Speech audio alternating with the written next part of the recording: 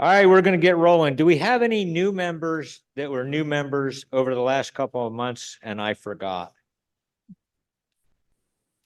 What? My name is Bruce Schaefer and my son Joe Schaefer. There you go, here. All right. We got Zoom people listening too. My name is Bruce Schaefer and my son Joe Schaefer. Where are you from? Portland. How long you been turning? Well, we used to be members years ago. I've been probably turning off and on 25 years. And So Joe's you're been an old doing it. new member. Yeah, and Joe's been probably 15 years, maybe a little longer. Good, cool. Welcome. Thank you. And we had somebody else.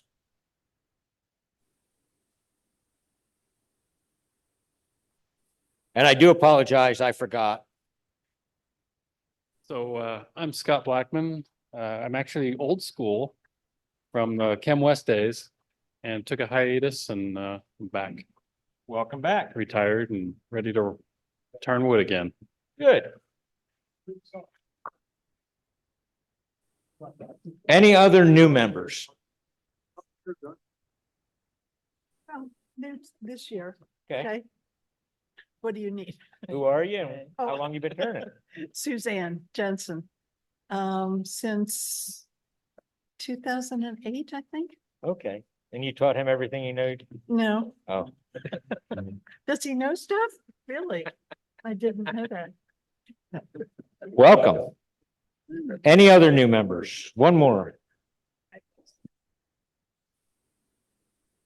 I'm Tim McKinney. I'm in Battleground, Washington, and I've been turning for about 2 years. I had the segmented pieces here last time we were here. So, Welcome.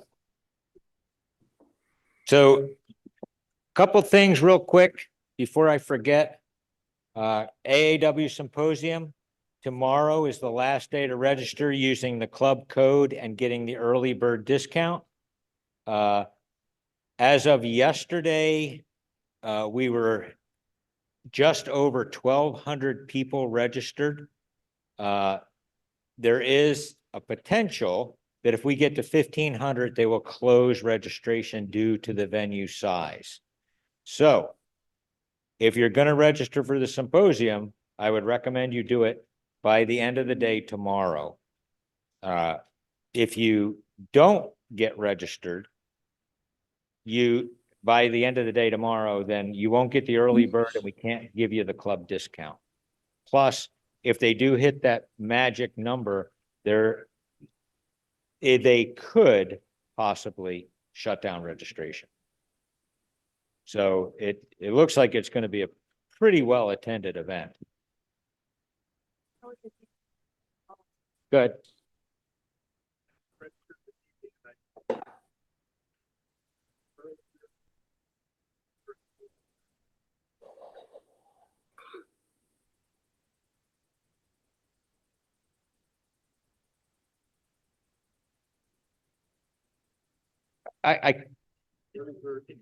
Early bird thing didn't seem to work. It didn't work online? It should have. If you have problems with it, let me know before the end of the day tomorrow and we can fix it. But after the end of the day tomorrow, I can't do anything.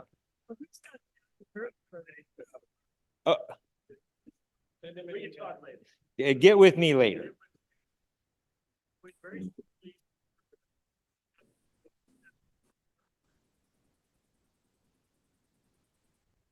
He got the club discount, but he didn't get the early bird.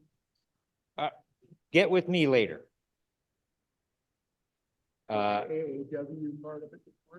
So, and then our classes are going as scheduled, and we have, you wanted to say something about class registrations and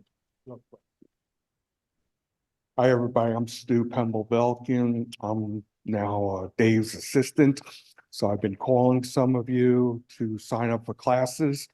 I would like tonight, if you're able, on April 27th, we have a spindle class.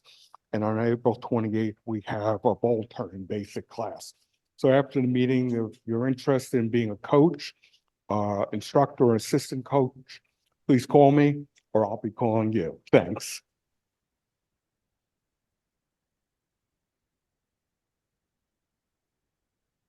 I think that's about all the club business I have. I don't think we have anything for a raffle tonight, do we? Steve? Hi, I'm in charge of raffle volunteers for the symposium. I want you all to know that the proceeds from the raffle at the symposium are going to be split between the 4 local clubs. So you can benefit us directly by volunteering for the raffle. It involves sitting at a table at registration and trying to goad people into paying money for tickets. Thank you. Our librarian has something too. I'm Lynn Hemmert, and I've been the librarian for, Long time. yeah, maybe 15, 20 years. So I need somebody to fill in for me when I'm not here. And I think we're going to be gone a little bit more regularly out of the area. So I don't want to miss a meeting and miss somebody able to turn in their discs that they've been keeping for years. So if anybody, and it's not a lot of work, you just got to show up and we'll even give you a key. So see me afterwards. Thanks. There you go.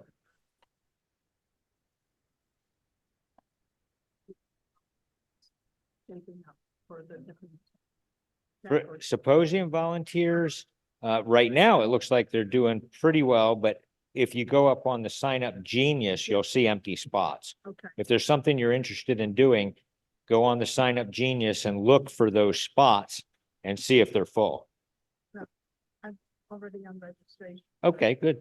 but I wanted to do something else too, but I wanted to pick some, attendees to watch some of the and stuff.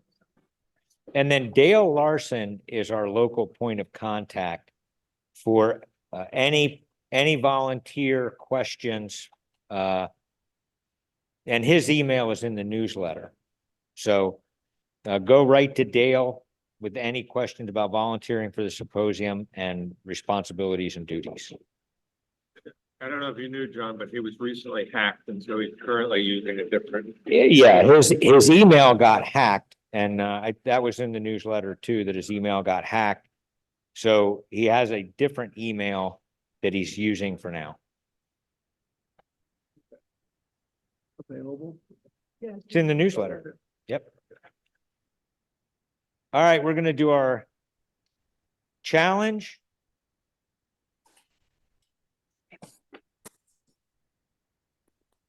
Thank you.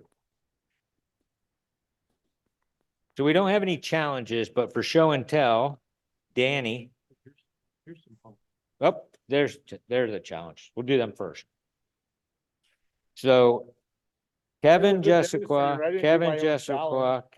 oh yeah, we have a bunch of show and tell. What are they? So this one is koa. A really curly piece of koa. I don't know if the camera will pick that up or not.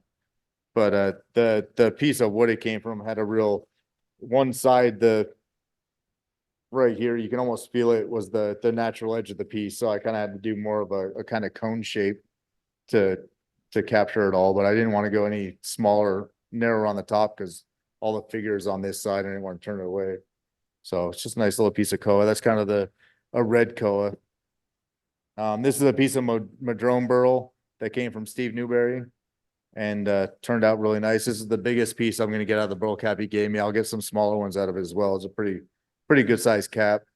Just wasn't super thick. So to keep kind of the form that I like, this is the diameter I chose for this piece. And then also from Steve Newberry, these two pieces. This one actually I gave to him in exchange for giving me the wood. This is lignum vitae.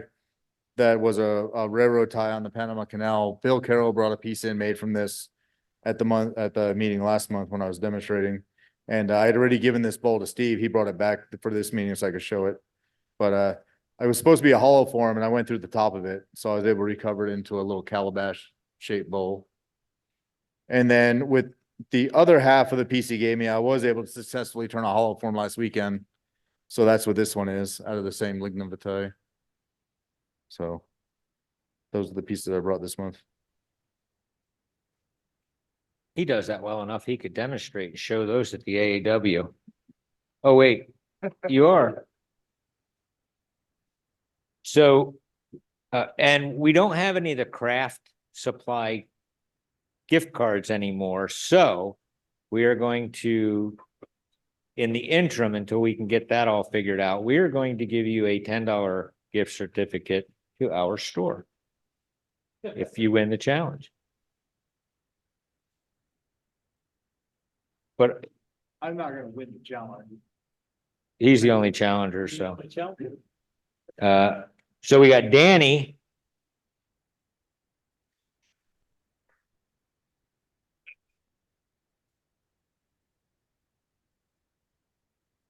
This is a trembler and the title of it is Measure Once, Oops. I'll show you why here. It's supposed to go in the tube for display. Oh, it's supposed to fit in.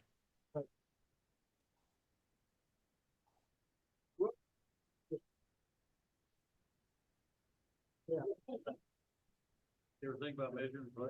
Yeah, why they say measure once. I'd get a bigger tube. 80 grit. I'm trying to find the tubes. I found one place that had tubes at good price. Shipping is twice as much. Keep that one up. I think I might put this down. Really nice question. You all know.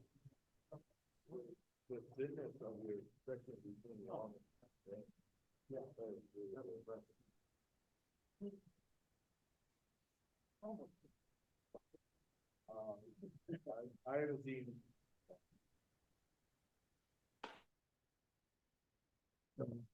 Anyway. Feel free to look at it. Obviously, I wouldn't pick it up.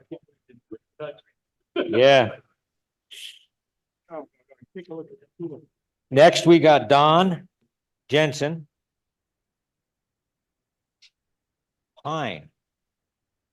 Little piece of pine, from limb that went down near my daughter's house a couple years ago. I left it out the whole time, so it got a little bit of, So the Zoom people can see it. it got a little bit of spalking. It's nice. The main part about this was I got some advice from Bill Caro about how to reduce my tear out using a scraper at an angle. He says 45, and it took a long time, but it made a lot of difference, and I'm very happy with the way the finish turned out. And Raymond?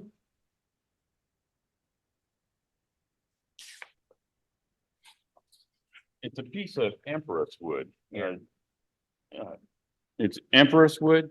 John Sutter brought it over 2 or 3 weeks ago and we cut some up, and if you feel it, it's as light as balsa wood.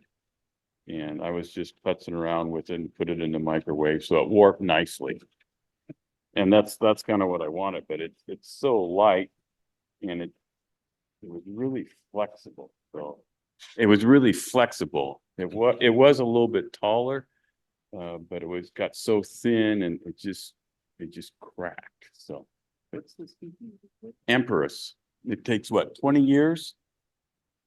It's about a 20-year life.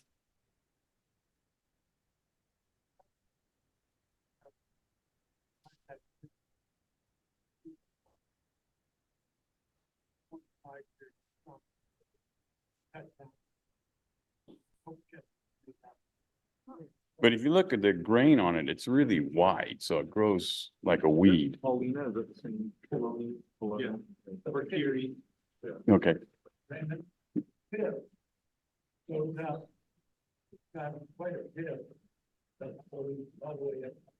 It was interesting, and then it just turns a shade of red every once in a while on its own, just as I was turning it, so.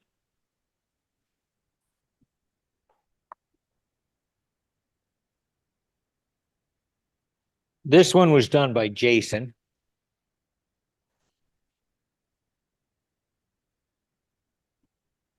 So I got a big oak tree trunk a few weeks ago. And so it was big enough that I didn't do the traditional cut the log in half and then each half you turn into a bowl. I was able to do a bunch of quarter sawn bowls, which is gives it a very different grain design. So I was playing with that on some other bowls, but thought I'd try making one of Glenn Lucas's Dublin Viking bowls. And so that's what this one is, and turned out really nice. So I left the finish a fairly rustic oil finish to kind of go along with that ancient style that I think is a really pretty style. And then being the white oak, getting so I have the grain lines, but then also the medullary rays in it get a really interesting crosshatch pattern on the bowl. Looks pretty cool. And what about this? You want to know about this one? Oh, yeah. All right. First of So- all, why? Why? So there is actually a reason why. So there's a guy in Portland that's an artist, and he was looking for wooden spheres several years ago. And so I've made a couple hundred like 6 to 12-inch spheres for him, and then he paints globes on them. And he had a customer that wanted like a bigger globe. And so I was looking into, okay, I'm never going to get a piece of wood that's dry and sound enough to turn something this big out of solid, and it would be super heavy. So then I looked into different segmenting options. And as I was looking into it, I found someone that does spheres like this. And so it took quite a bit of work to figure out the angles and everything to put it together. But what it is, it's inch thick plywood, and it's hexagons and pentagons in the same pattern as a soccer ball. It's called a truncated icosahedron. Had to learn all kinds of geometry and AutoCAD type stuff to be able to figure out all the angles. So you have all the shapes. Then I had to make some jigs at the table saw to get the right bevel so that all the pieces could come together in this shape. So you start by using masking tape on the hexagons to hold the outside as you fold it up, kind of like you might with a box. And then a staple gun on the inside to help hold it together as you glue it up and get the pieces together. And then I have some rope clamps that help hold it all tight as the glue dried. And then you come back at the end and drop in the hexagons, or the pentagons, sorry, and finish out that shape. So you have all these flat faces. So then put it on the lathe, and similar to tonight, I used a router on the lathe. I used the CNC to build a track to get a nice arc, and then a carriage for the router, just because you just can't take a turning gouge to this. It just doesn't work. So use the router to get it to round, lots of sanding, and this is the third one that I did. And then the stand, I was looking for something to do for a stand. Last year, I just took a piece of wood and quickly turned a concave side and set it on that because I was just selling the sphere. But this year I wanted to make a nice stand, and looking at different ideas again of how I might do that. I ended up using golden ratios relative to the sphere for the base, the center, the top, the spacing of from the base to the center to the top. And again, using some CAD software, could figure out the size of the spheres that I needed to be able to stack up, and then cut the spheres out of the 1-inch plywood again on the CNC machine, stacked them up. And then that one I did use a bowl gouge to take the steps and turn it into that smooth arc.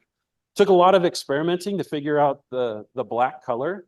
I tried India ink and black alcohol dyes, but I just wasn't getting the finish that I wanted. It's really difficult to get a good finish with a flat black. And so I had it all black, but wasn't happy with it, wasn't happy with how it was sanded. But you can't sand it anymore because all it does is clog up your sandpaper. So I ended up dumping a whole bunch of walnut oil on it as I was sanding to make kind of a slurry as I was sanding it. But then the lines from the plywood started to shine through. And I found that I really, really liked it that way. It really added a lot to the stand. So it was a really interesting process the whole way through, learned a lot of different things. and really happy with the results. So I'll take it to Gathering of the Guilds to try and sell it, but I won't be too disheartened if it doesn't sell so that I could then take it to AAW. But Even if it does though, I think you could bring it to AW. I would. yeah. That will be really popular. Oh, yeah. Yeah. So there is a guy on YouTube that there are a couple of them that have some videos on how it's done, but they don't have all the details. So it took a lot of work I use SketchUp for CAD to figure out the angles and everything and draw it all out. But there are a couple of videos you can find on YouTube that you see some more of the process, and it's just really interesting, really pretty time consuming. They do it where, so each hexagon is 6 triangles that are beveled and come together. And then the pentagons are 5 triangles. That adds a lot of complication, but you don't have to have a stick of material to get it. The first time I did it, I used 3/4 inch material. And at the high points where the faces come together, I would cut through that. So I had a whole bunch of holes that I had to go back and patch. But with inch thick material, I could keep it all together. So at each of the connecting points, it's probably a 1/4 inch thick or less. And then in the middle of the bullseye, it's almost the full inch thick material. So. There you go. Thank you. You get the $10. Then Roger has a bunch of little, you want me to bring this to you?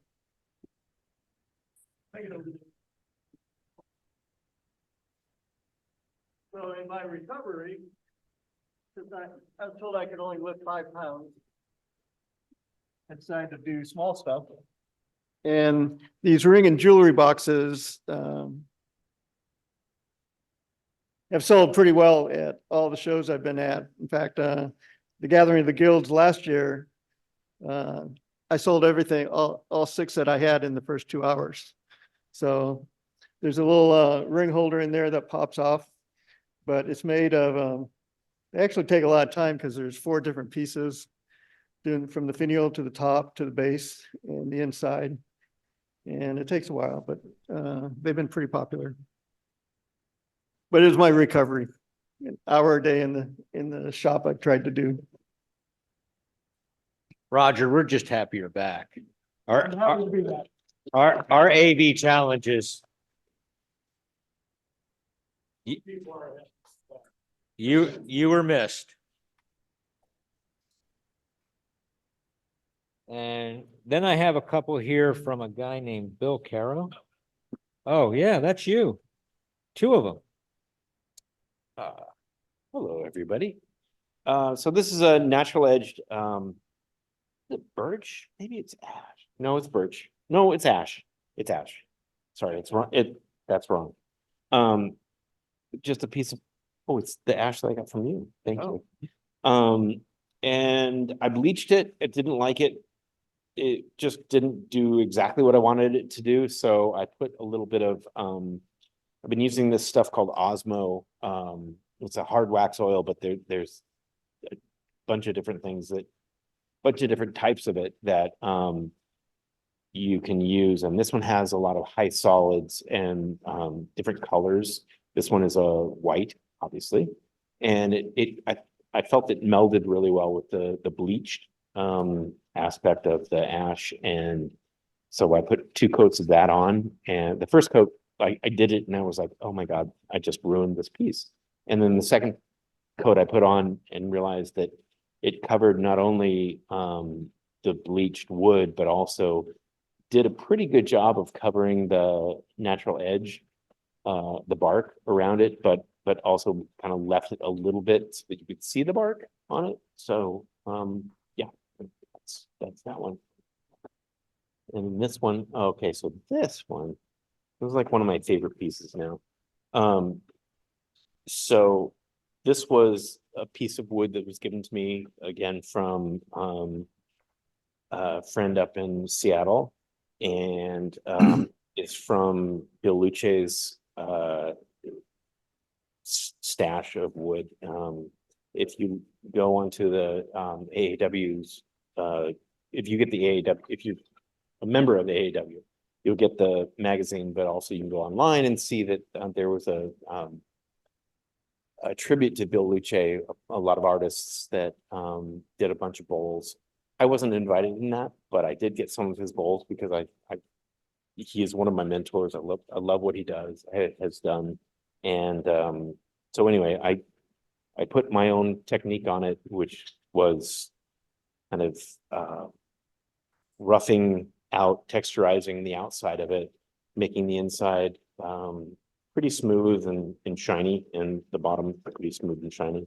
And just a kind of a nice form that sort of follows some of what he has done through his career. And that's what it is. So this, I'm sorry, this is elm. And that's it. Now we have Roger Click. And I gotta tell you, I saved this to one of the last ones because I think it looks really cool. Thanks. Well, this, I saw something kind of like this on the Facebook, a couple weeks ago. And I was looking on the shelf the other day and saw a twig with a burl on it. And I thought, hey, let's see what we can do. And just thought I'd see how it goes with this piece swinging around and cutting a lot of air and cutting the wood, but it turned out pretty nice. The burl's really cool. Got the live edge, still has moss on it.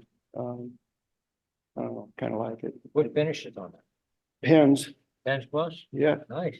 yeah, pretty simple. Just I think 3 coats. I think it's maple. I'm not sure. We'll call it maple. Call it maple. I call it maple. So that one looks really cool. So for the show and tell stuff, I don't know which one to pick, but I'm gonna have to go with that. So you get $10 at the store. We will be printing out an actual certificate, but you can use your $10 at the store. But there's one more that I didn't do yet, and that's this one. This is Steve Newberry. And I didn't do this one till last because he is demonstrating this at the symposium. So if you want to see me demonstrate, if you missed my demonstration here, this will be at the first rotation at the symposium. It's a one piece of wood for the main body of the teapot, turned on an off-center chuck, donut chuck that I made. It's Oregon white ash, which I don't recommend. It's kind of soft. And if you apply too much bevel pressure when you're turning, like down in these coves and such, it turns orange in kind of an unnatural way. And you can't sand it out. It's impossible. And there's substantial color variation within one tree. The lid here is from the same tree as the teapot, and it doesn't look the same color at all. So we could bleach it at Bill's house. So it's probably good for jam chucks is what I'll say.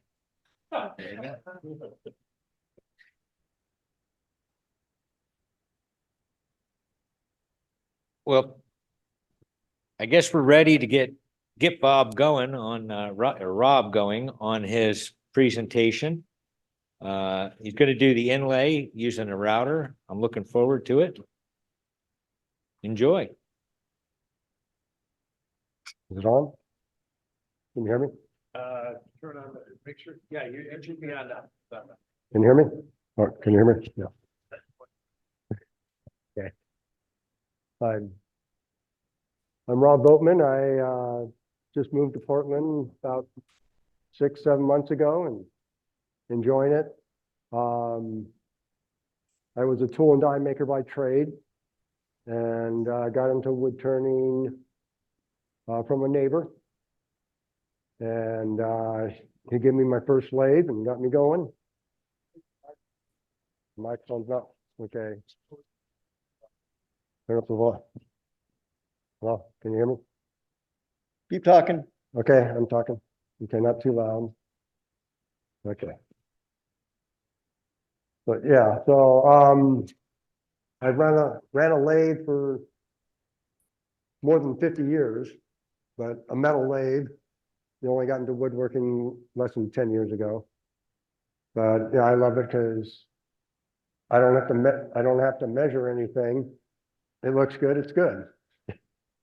And so I started doing the inlays. This is one of my first pieces on the inlay. I did it because, no grain, nothing, So I just took a router and cut it in there and insert the piece, recut it, burned a couple lines.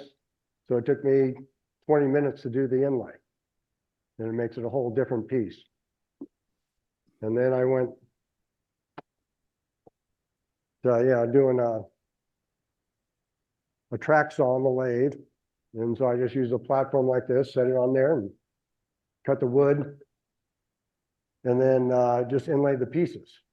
But because it's so deep and everything else, you cut a nice slot, you go take that piece of wood, put glue on it, and try to put it in. You gotta do it extremely fast because the wood swells up when you get it wet. And so there's a couple of them I had to recut out, but I was gonna then to solve that problem, I did it with a taper. So the wood could slide in and made it a lot easier. So, what I like about inlays versus some of the segments is you can still see the wood. It's one, the grain follows through.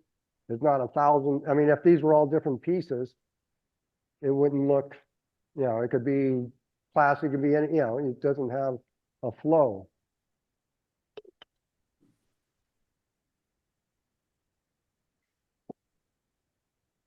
And so today I'm going to be demonstrating on how to do the inlays like that.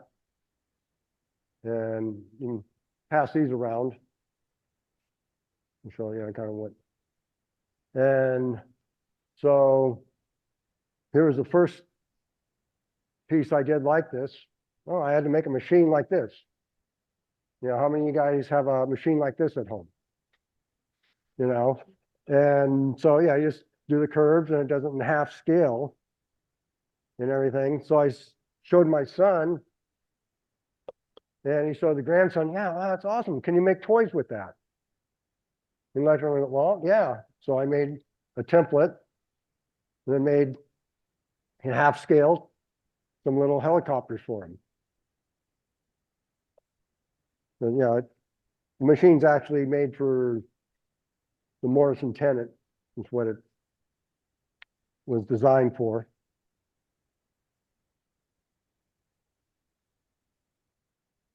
And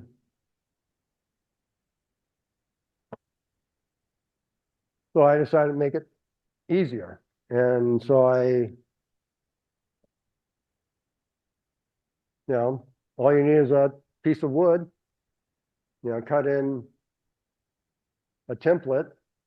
And I forgot to really show how to make the template, but I'll just kind of explain real quick. So I just kind of have a guide, like, on the end of the thing, end of the router, and come along whatever piece that you put up here, and you cut the one with a 1/2 inch, and then you come in and use a bit that will follow the 1/2 inch to the size of what you want. And then you can't go all the way through because you lose your guidance. So you go halfway, and then use a following bit with the bearing to do the other half. And it's kind of important that it's the same distance in between it all. Like this was a real pain to make. I just thought I could just take and do one cut and then put it together. But this size radius is different than that size when you make it bigger. And so I came up with just using a jig like this. So I made a a plate that you can tilt at the angles you want. And I think here's the first one I made. And I just pop it in here and put a big sanding disc, and now I have an awesome sander, better than my big 12-inch one I have, because I have a bigger sanding disc and variable speed, and slow it down or speed it up and do compound angles. So I have it with the holes in the back.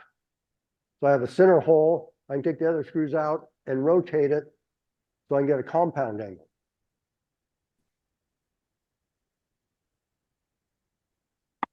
Okay. And then, so I don't have all the router bits or something. So you can actually just use, I got a pipe from Home Depot, and the 3/4 inch pipe's too big. So I have you can buy, a bolt, 1/2 inch, so that's what the first one I used was, a bolt. And then just get the thing, and so I just drilled a 1/2 inch hole in there and then wedge it in there, and just CA glue is what this is held together. And just take a jigsaw and cut that shape. So I can set that on here.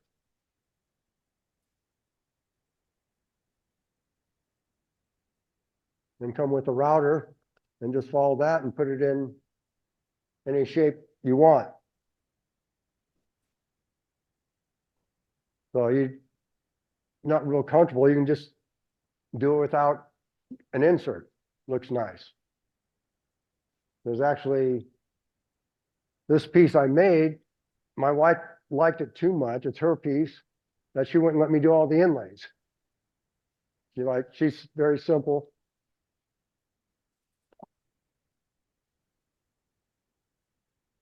And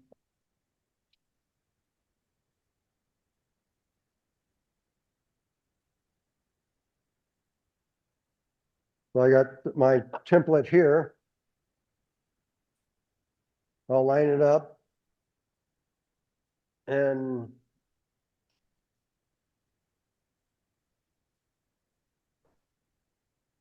make sure everything's tight, and then where's on and off.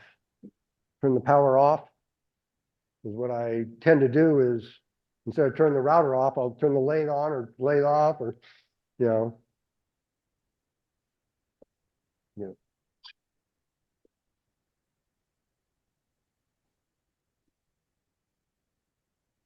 not used to this lathe.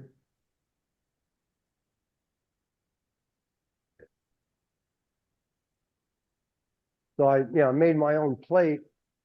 I have one with 5 holes, which I like the vision of 5 versus 4. But I'll actually pass these around. So if you don't have an indexing at all, you can just use just set that directly on your thing and kind of do everything that I'm doing. I'll pass these around. You can kind of see where 5 is not symmetrical, so it really adds a lot to it. So there's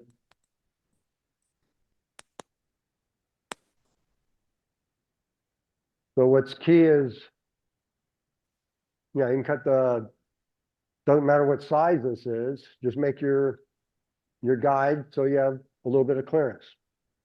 And then make sure you have room to drop the router in past the piece, so you're not, pushing it down while it's going to be cutting. So I'll start here. Okay, let me get set up.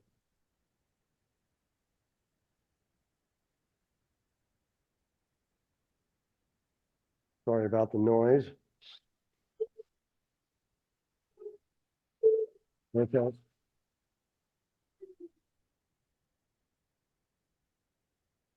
Got to lock this indexing in. Okay.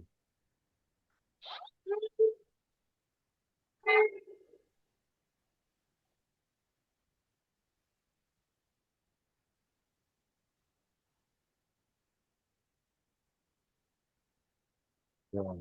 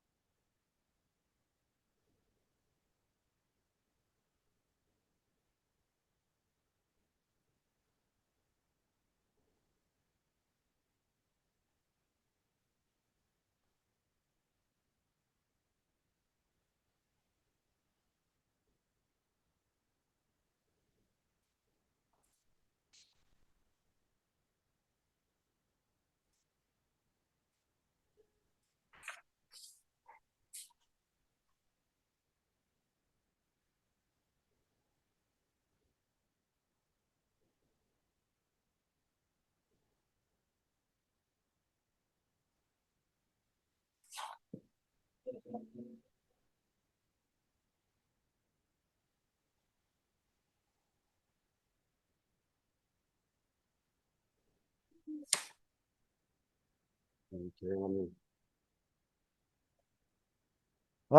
Yes, it's all the way up because it's a point, it's a 60 degree. And so the very center is not turning that fast. Okay, where's that? This- where's it?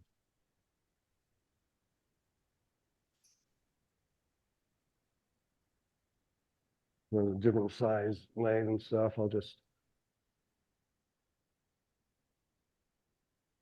Put a stop. Instead of, the plunge router is a little bit more bulky, the base and stuff. Huh?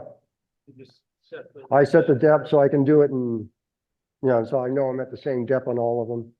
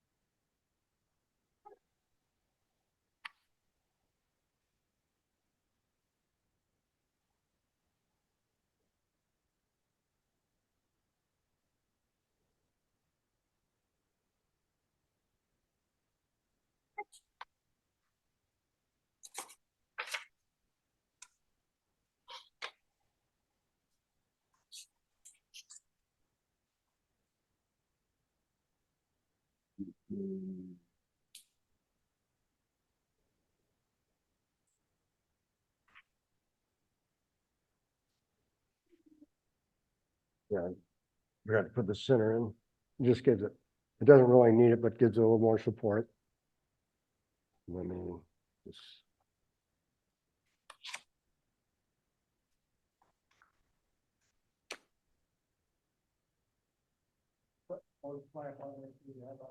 A definite stop because this type of base doesn't have, because actually I used it to make this and didn't want to take it apart to. Okay, so I just did just the last pass. I set it a little bit shallower and.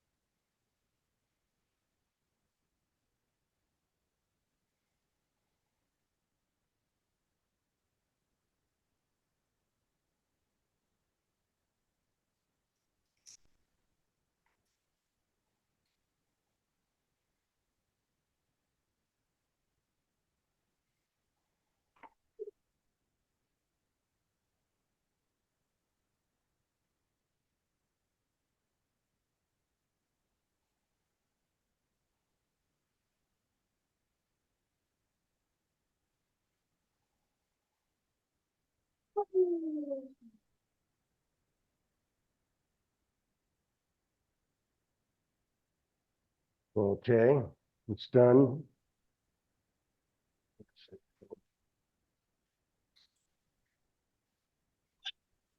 See, on my lathe, it has a key slot in the bottom. And so I made the nut that takes a thing, and so I can take it off. And the one piece that, I did it with a red piece in there, I came back and then cut it and set the yellow piece in there. So it's nice that I can take it off, turn it, come back, and put it in the same depth and same position. And so, yeah.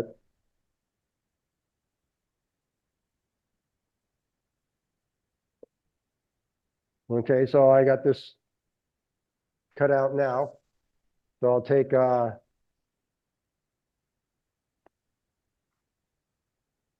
piece here. Let me see. I'll try it on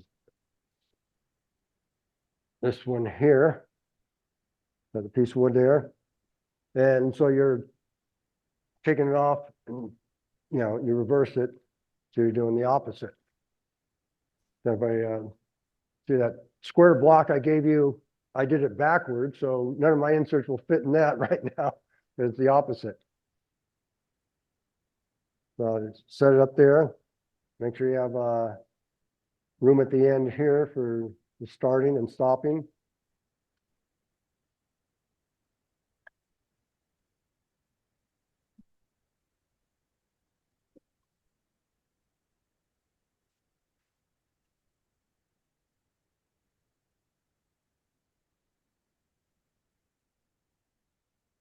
There we go.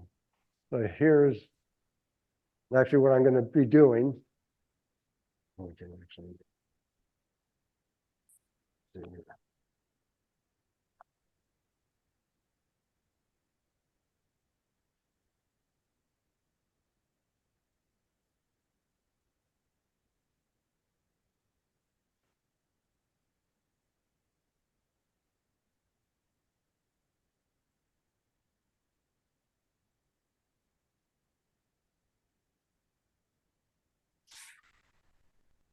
And so I take off the wood bushing that I made that fit in here. So it doesn't go down the center. Now we'll go on either side. And so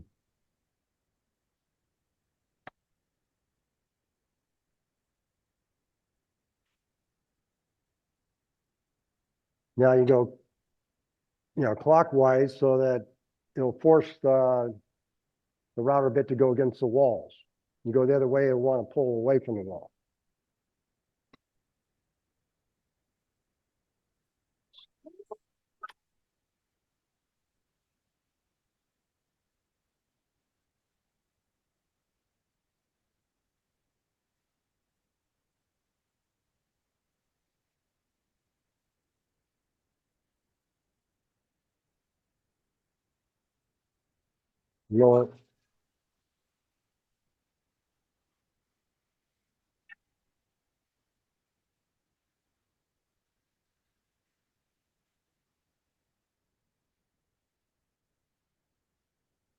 You got to blow out the chips so I don't build up and pull the router.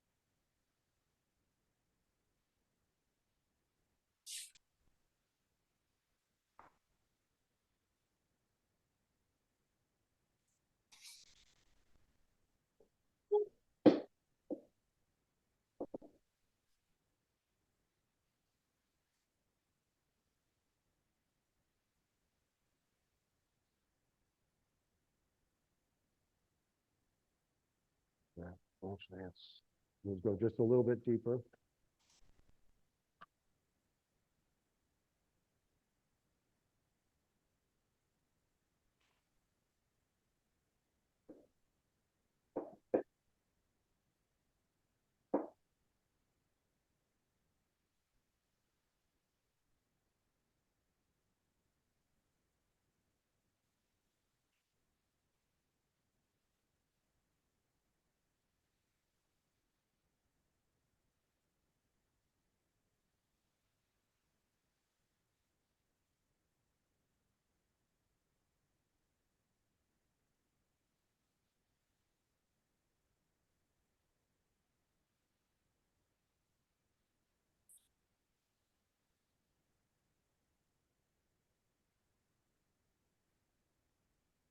Okay, so you do it as many times as you have your divisions and stuff.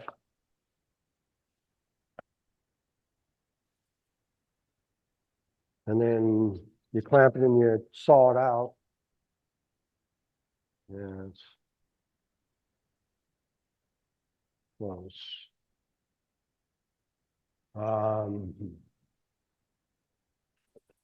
But yeah, I see if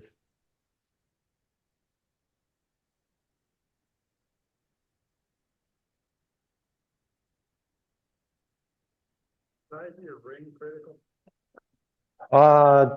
what this ring?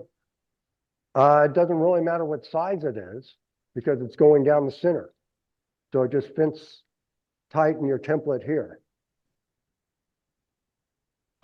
And so, I usually will take it and drill, it's a 3/4 inch guide bushing on here. And just take a drill, do a 3/4 inch piece, and you cut one. So I always make 3 because they tend to roll off somewhere. So I brought 3. So I already lost 2 before. And I guess another way to ask that question, does the thickness of the wrist make a difference? no, it just has to be less than, From inner ring to outer, inside to outside, the width of the. no, you just have to have it, yeah. The size of the ring matter, dimensionally wide. It's usually probably, close to half of what your 5/8 bushing, so it'd probably like to be about like around 3/8. So the size doesn't matter because you keep on going till it becomes sharp in the center. So you keep on going deeper or, the depth. And so what's kind of awesome on this setup is that, your clearance, it doesn't matter in a way because it's a wedge, you're putting a wedge in there. Versus if I came with a straight router bit, that other piece had to be perfect. You'd see every detail. I even gone where it doesn't quite fit. I can take this and put it in the vise and it'll make it form to that shape even, so you can get extremely accurate without, holding too much tolerance. You gotta be halfway close. And so then you come in with I couldn't bring my bandsaw. Then you come here and cut them out. And then you'll have all the inserts. So I'm taking the inserts I had already made and I'll glue them into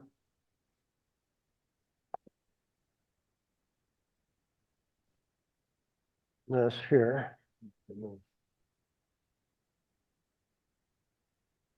And try to protect the lathe a little bit. Right here. Yeah, so I found these gloves work the best with CA. Food gloves. It doesn't stick.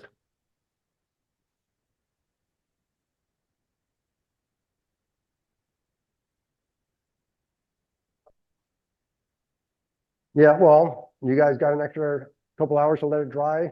You know, it's the only reason why I prefer type on 3 is what I normally use. Yeah, because it gives you more time, or we can sit and watch the glue dry. But yeah, this is just to show you that, you know, this is what. Okay, I forgot one step, where did I put it? I have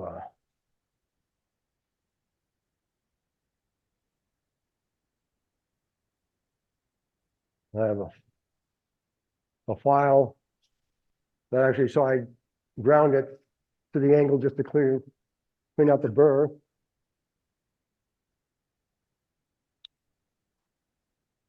So it doesn't take much, just get that little.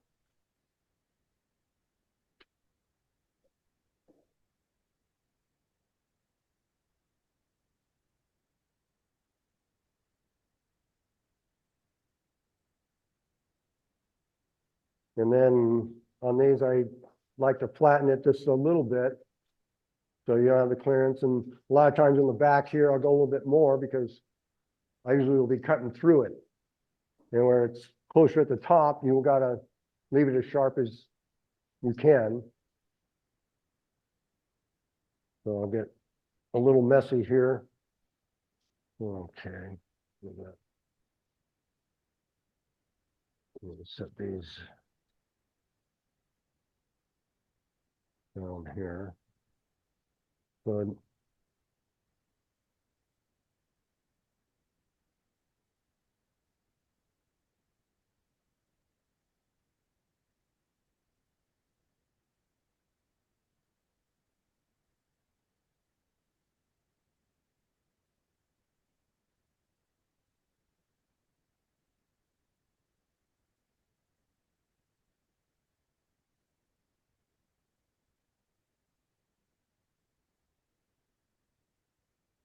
So, good enough on there.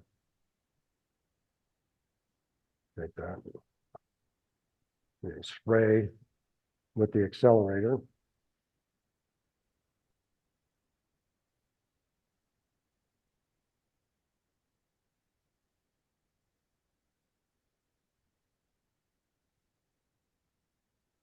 And hold it for a little bit. Yeah, Dave Wood came over to my house and looks over at my drill press. And I usually will do this on a drill press, and I'll take the drill press and push it down. So I take the drill and put it upside down, so I have the back end of the drill and didn't know what I was doing.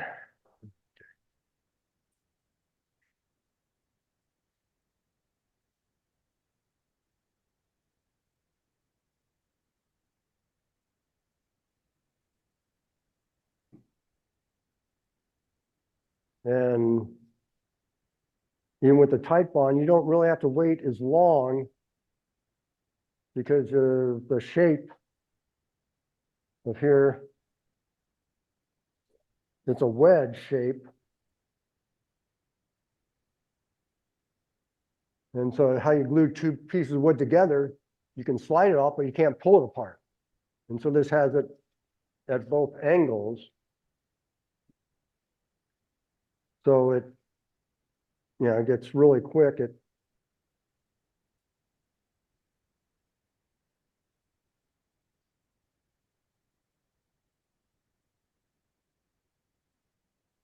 And sometimes I like the black CA, you can see the line and it looks nice.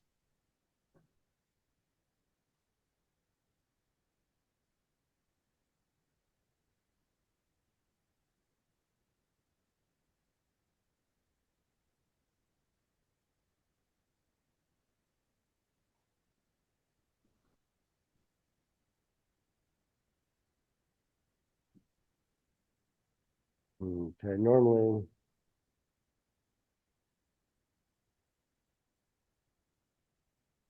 Sure brought a brush.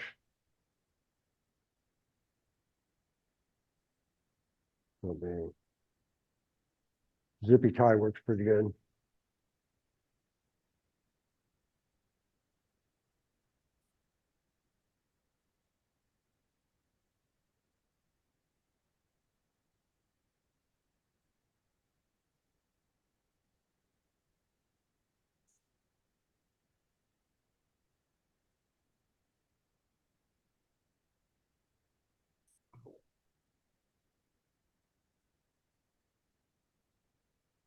Okay.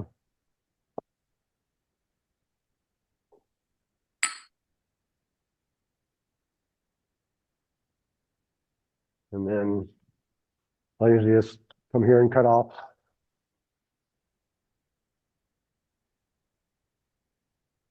Oh. What? I guess I didn't.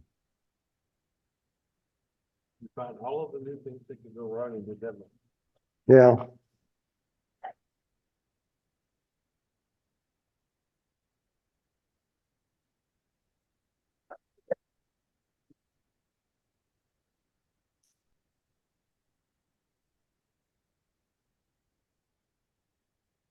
Guess the screw didn't lock the blade in.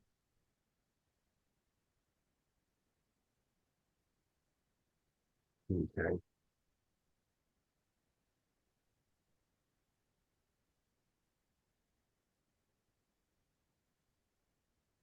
So a lot of times I'll just come and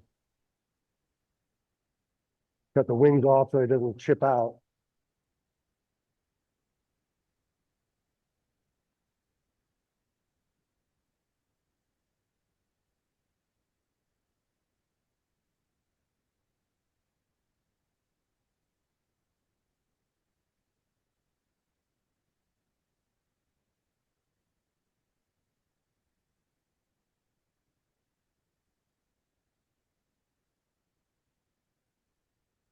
Hmm. Sometimes you can, you know. I have, and it just makes it easier. Okay. And then you gotta turn it to whatever you want. What's nice too, you got your, come here and you can mount that, 2 screws. And so it doesn't matter what angle it is, it's, you know. So that's what I'm saying, you know, all you really need to do is get a piece of wood, is the most expensive part, or well, or the router. And so, yeah, whatever shape you have, you can just come here and come along here. And it makes, you know, it nice for doing, it's basically what I'm doing is the same as doing the butterfly. So what's nice with this, you can sit there, you can put that anywhere, just do a couple of clamps, boom. There's anyone trying to figure out how to hold this on there, what can you do? And so, yeah, that works for most of it. Now this here that I made that does a little bit of everything. I even have a drill bush on the side. I take it apart and I can just take the drill and through the drill bushing. So I can come in and do it, you know, any shape. That's what, you know. Yeah.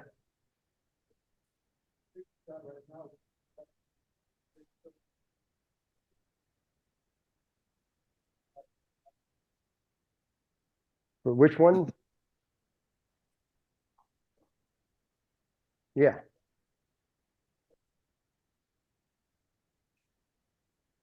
How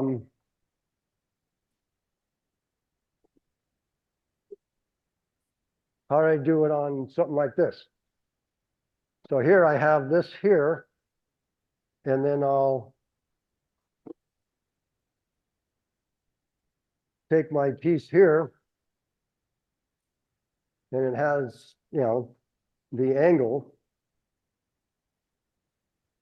And so when it's here, so you just take the same router, you just make a different part for the router.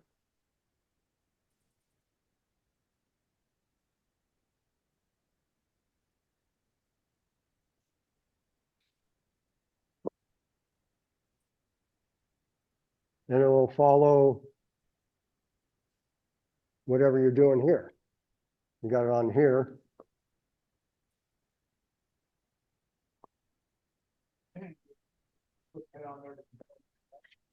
Yeah, so here you can control your depth, you know, in and out. Yeah, here you can control your depth.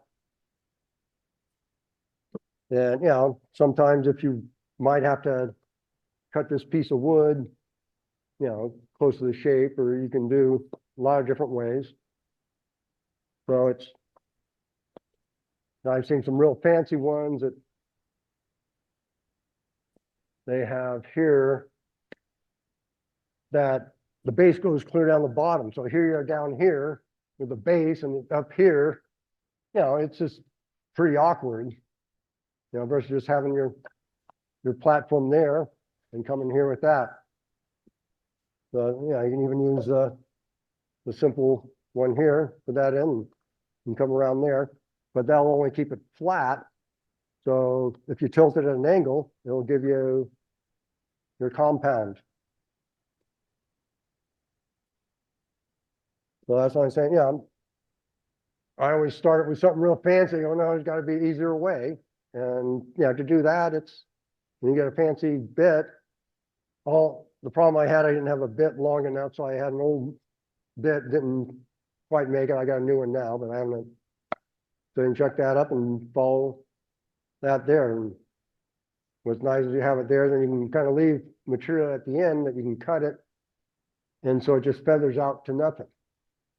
Is what I like on this, where a lot of them, you know, won't.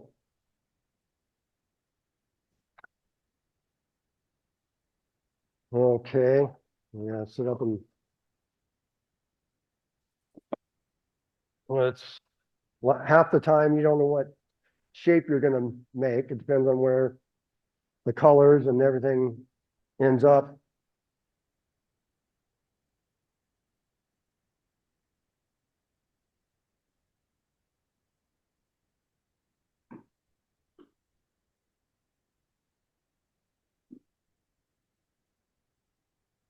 Okay, let's see if I can figure it out.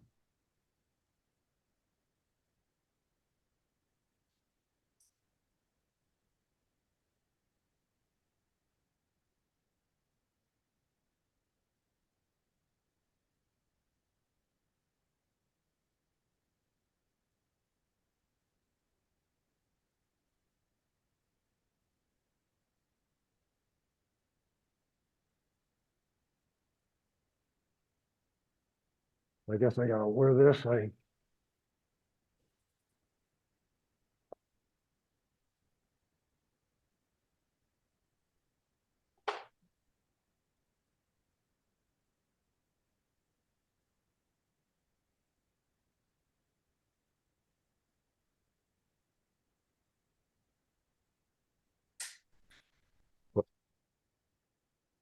Okay.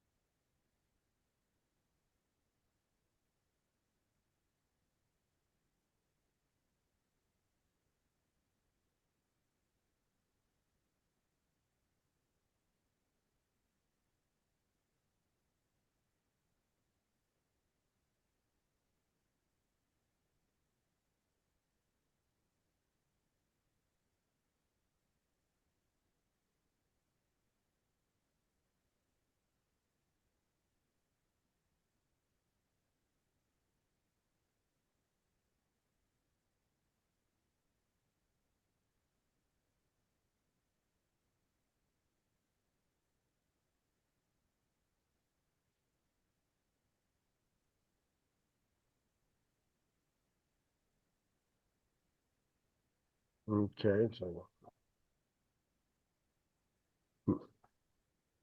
Doesn't look like the glue's 100% dry.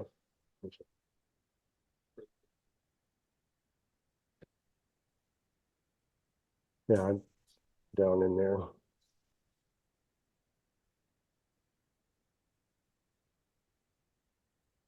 So it all depends on how deep you go. That gives you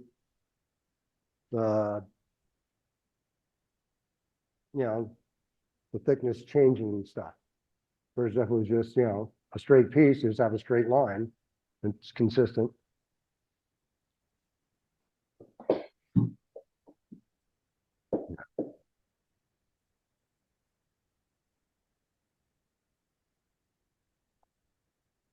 Okay, starting to hit the red there. So you kind of get an idea of what shape you can make, or, you know, you don't want to go too deep to miss that. And this one here, it actually has two pieces. Here's pass it, you know, so it's done with the two pieces, two layers. So the red is starting to come through.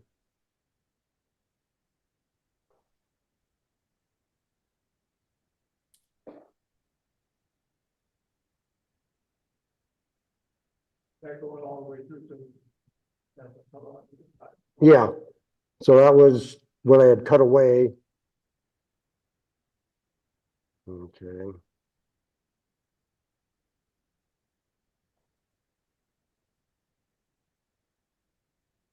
Oh, okay, I hit the emergency stop instead of the.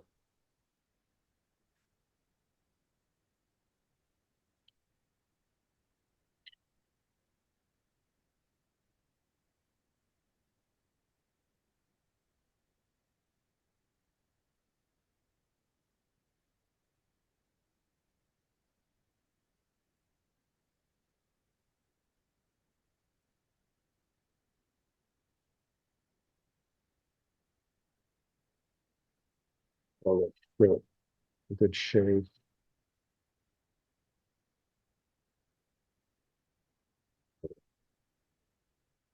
Yeah, regular spindle gouge.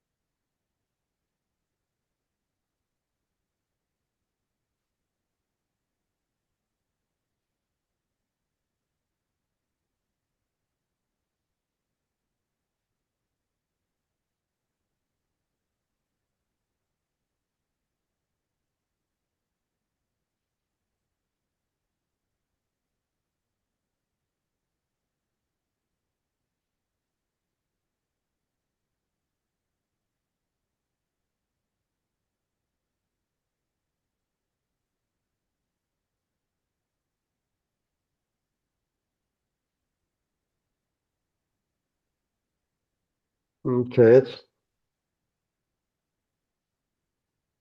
kind of got the shape.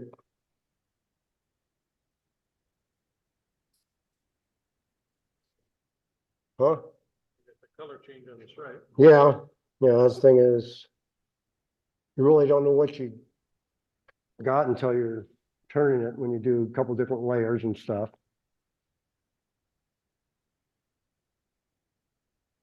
And then, So is this stuff you were just playing with and figured out, or you did it somewhere else?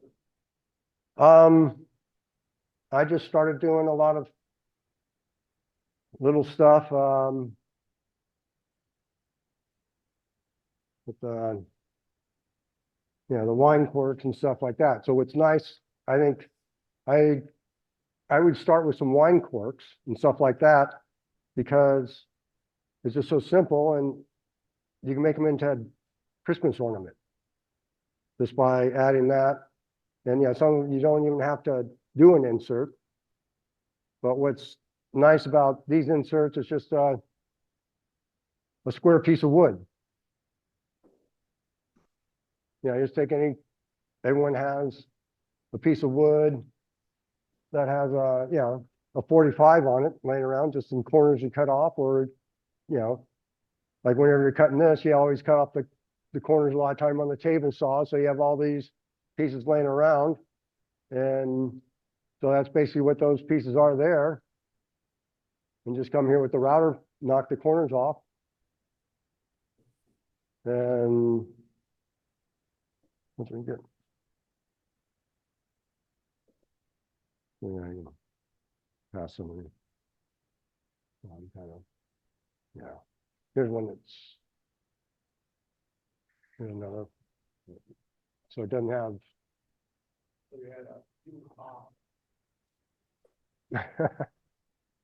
Yeah.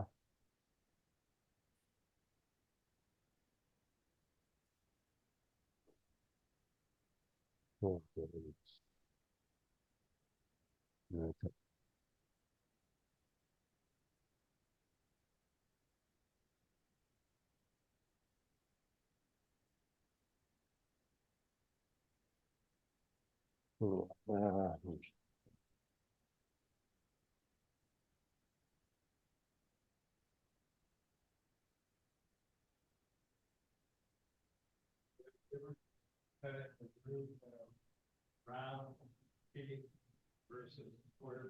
No, it's the same process, same everything. You know, I just clamp that piece onto that square piece of wood when you're starting to, I'm just gonna just cut on.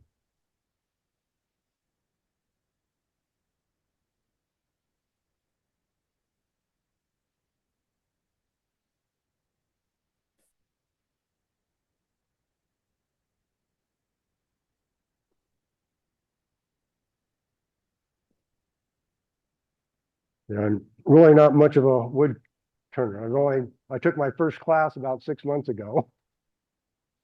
You know, it was with Stuart Batty, and my buddies had several classes with him. And so I took the class, and the guy goes, well, so you're doing a lot better work now. I go, no, I do the same work. I do it in half the time and doing it right, but it's the end is the same, but you know.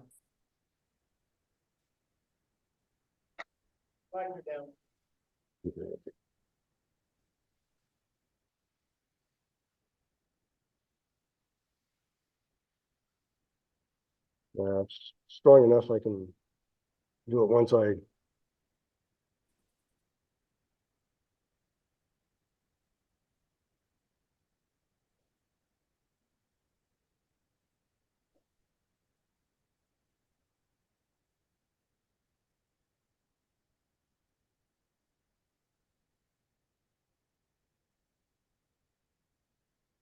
Too many things on the lathe.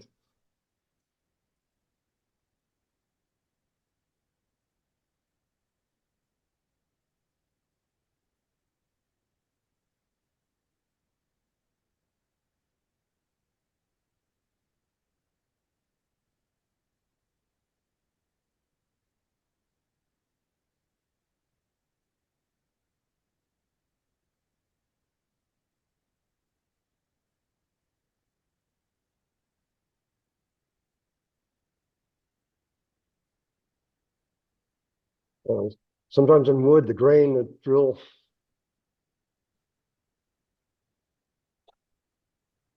Hey, it started out fine.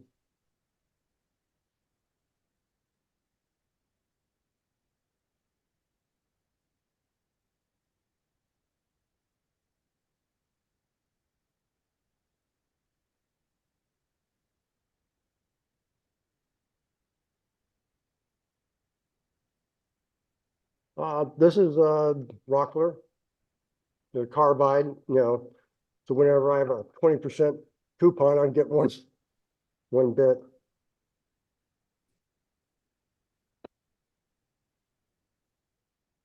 But well, like his boring head, you can, it's like 75, $100, but with a boring bar, so you can do inside or outside. So that's what I used for boring this, because the hole at that time was, like 1.5 inches deep, and wanted to make sure it was good on the inside as well as the outside. So I made it, fit really well by using the boring head, and then you can measure it and get it within a thousandths. And it's just a tool that, not many woodworkers use, but depending on what you're doing, you've got, I gotta have, making a lid for a box that, okay, I know, when you spend that much time on something, it can go bad real easy. Something you borrowed from woodwork or from metalworking? Yeah, so actually, it's just like a drill. This just goes in the boring head in your mill, and we'll cut, on the drill press or whatever. So there's a lot of things to make things easier. But, so then, you finish it and sand it and do everything. So it's not quite dry, it flew in a way.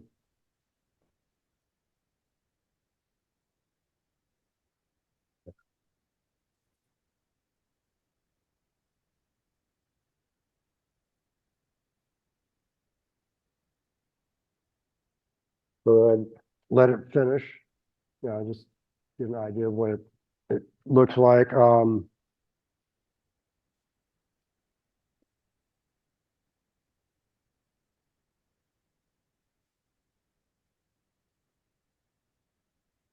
What the type bond free glue is. What do you normally I'm still, a lot of times what I've been doing lately is the CA finish, where I'll seal it with the CA, sand it, and then I'll do a carnauba wax or something like that. Because it's the fastest, I'm lazy and, but yeah, I haven't dealt with that much with the finishes and stuff that much. Trying to think of what, because that's what I did.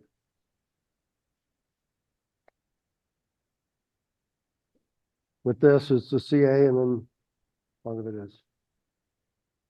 So yeah, this just has the CA and then sand it. Part of the reason it's so thin, so I make sure it had CA to make it, make it stronger.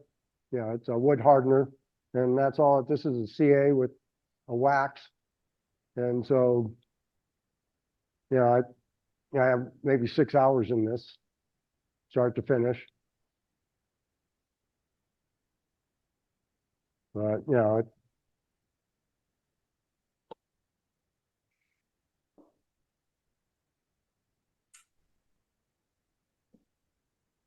and two, you can make the grooves, and you can just fill it with black CA glue. So in a matter of minutes, you just come up here, set it in there, and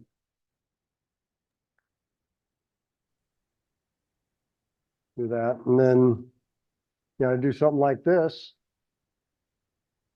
all I did was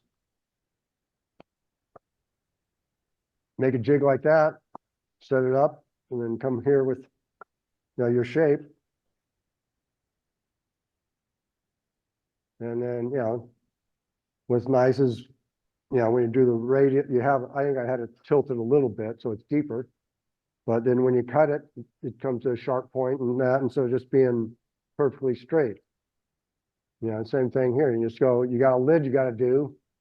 You just take it and just stick it, make a little thing there and do a little shape, and you can enhance it without, getting a fancy machine like I made.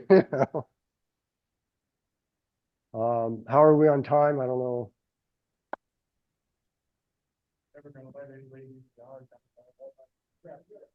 Yeah, So how much time do I have or what? 10 minutes. Got 10 minutes, okay. I rarely use this. If I'm doing, what's nice about it is how much faster it is. You get more of a feel, so you have leverage. And just, I can just come and feed it while I'm doing it. Like if I was, making a bunch of these, it'd be easier with the panel router. I mean, it's impressive, but you really, I have a regular one at home, the bigger one, and for doing all the mortise and tenants and doing stuff like that, it works really well. Well, where's,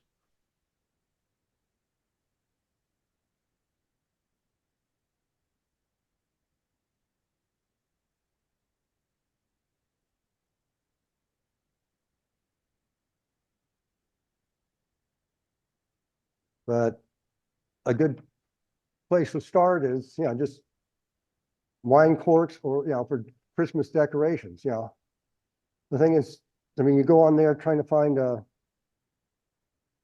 wine cork.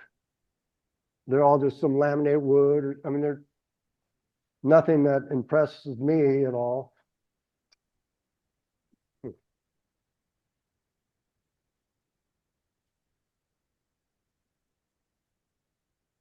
Why is it?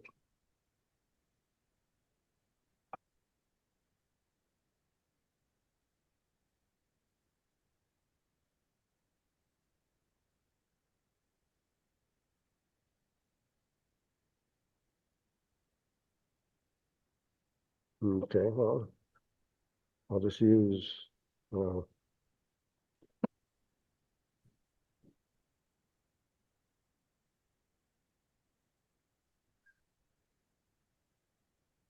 is different size.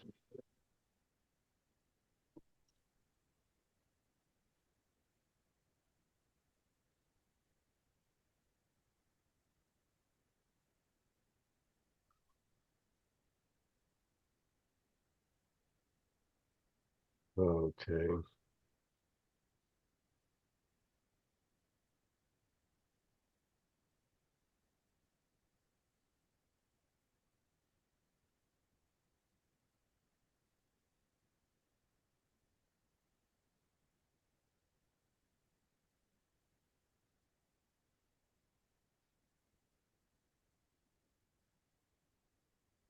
But what I made is this piece of wood would be the center of the router bit, so I can know where it's coming or going from.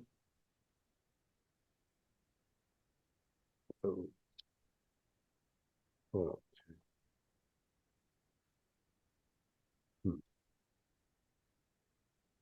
I don't have my indexing plate, doesn't work on this machine.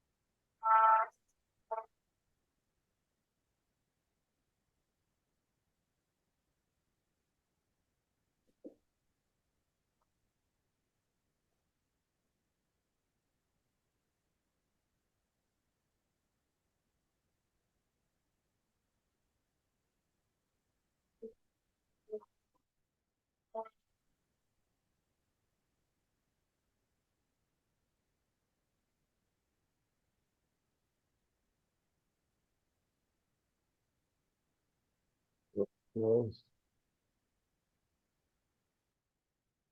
okay. This one,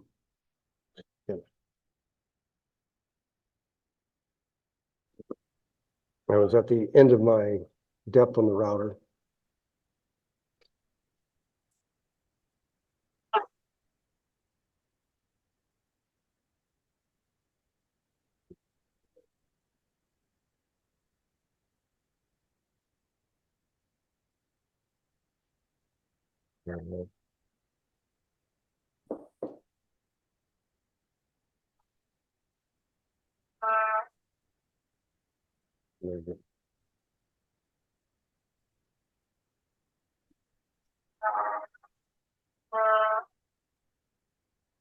So I'm just making it go to depth.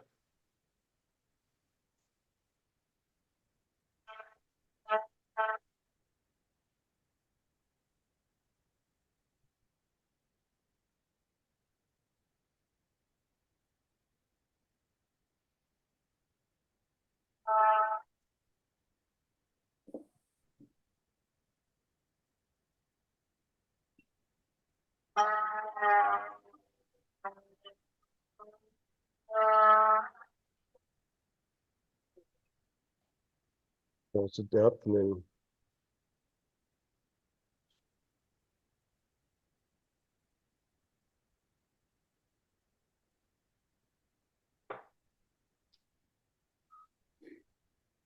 there's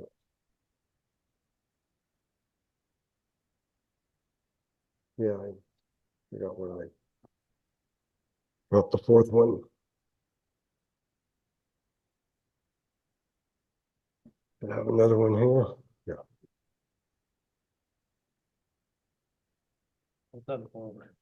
Huh? Oh, okay. Thank you.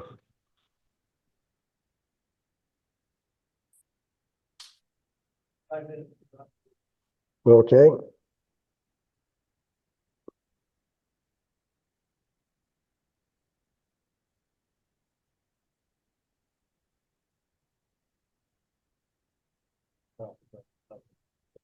Yeah, so just going to glue these in.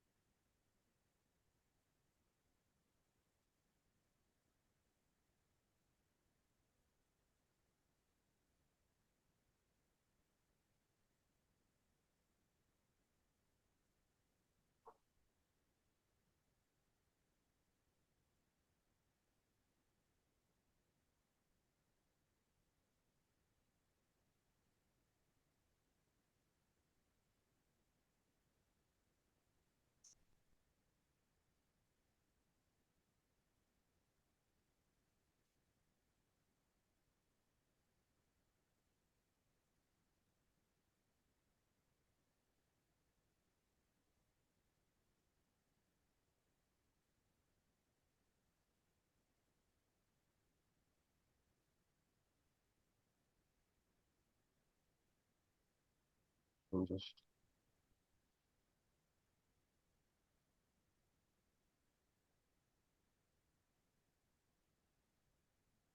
yeah, so it's just that.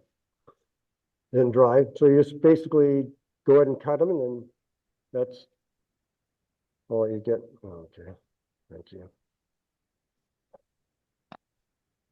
I don't want it to stick to the floor.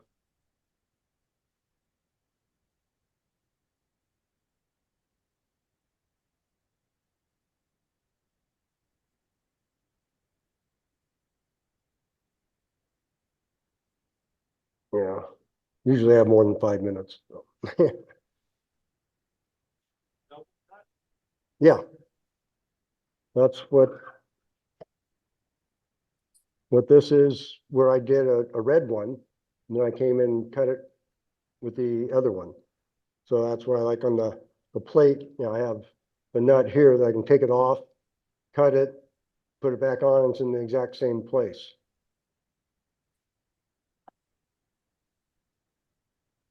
Okay, any other questions or? Yeah. Yeah. Just eyeballed it. Yeah, that's what looked nice. Yeah, I just kind of like, I think just come with just a piece of wood and you cut the shape you want, makes it, has a stop. You cut that with I use a 1/2 inch router bit when, through. Yeah. Oh, okay. But this one.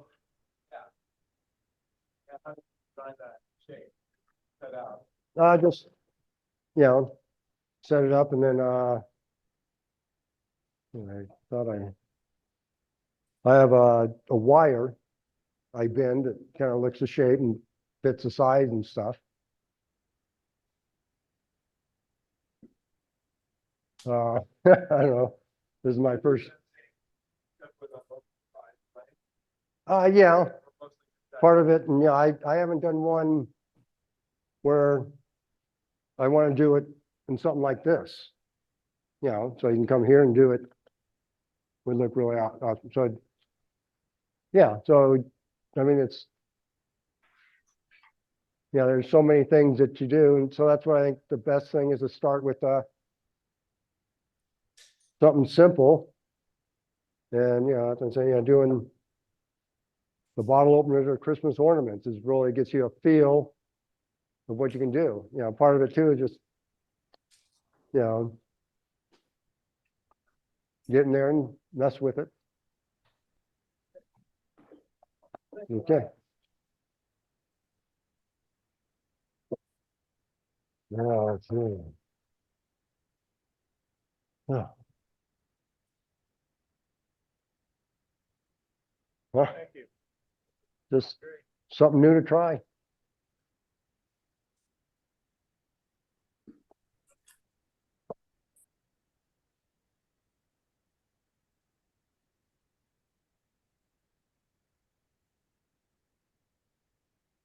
Yep. Yep. We're done. Thanks.